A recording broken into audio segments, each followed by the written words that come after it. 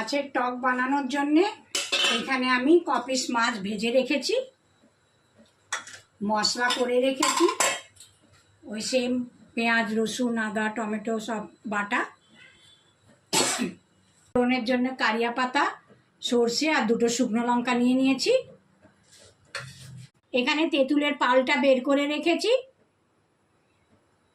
এবারে কড়াইয়ে আমি তেল দিয়ে দিলাম।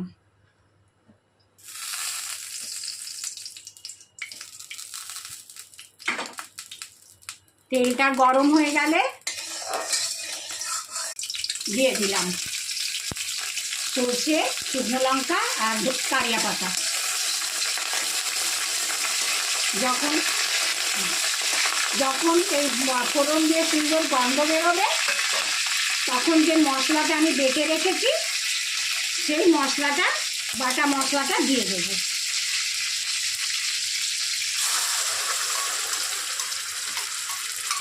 হ্যাঁ, এবারে এই যে পেঁয়াজ বা এগুলো মশলাটা যে বাটা বসালাম, এর মধ্যে 1 চামচ হলুদ দেব,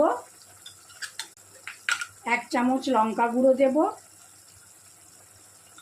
মিট মশলা দেব, আধা চামচ কাশ্মীরি লঙ্কা পাউডার দেব, 1 চামচ জিরে গুঁড়ো দিলাম। এবারে একটু নুন আর একটু চিনি দেব।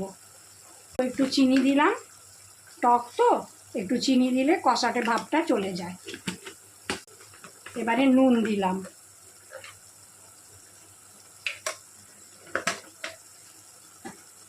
ভালো করে কষাবো তেল ছাড়া অবধি।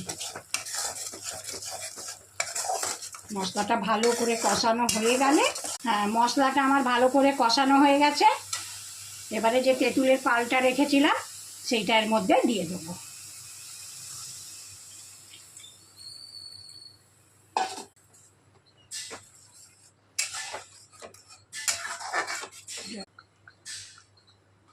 অল্প করে জল দিয়ে দিলাম হালকা। এবার এটা ফুটে গেলে মাছগুলো দিয়ে নামিয়ে দেবো। এটা আমাদের ফুটে গেছে।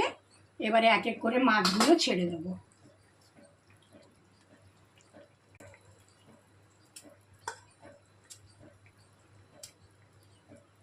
করে মাছগুলো দিয়ে দিলাম। গ্যাসের ফ্লেমটা একটু বাড়িয়ে দেবো। একটু ফুটে গেলে আমাদের রেডি হয়ে গেছে কাতলা মাছের টক। আমাদের এই দুটো রেসিপিটা আপনাদের যদি ভালো লেগে থাকে, লাইক শেয়ার সাবস্ক্রাইব করতে ভুলবেন না কিন্তু। আর হ্যাঁ, আমার ইউটিউব চ্যানেলে লিঙ্ক দেওয়া আছে, ফেসবুক পেজে লাইক আর ফলো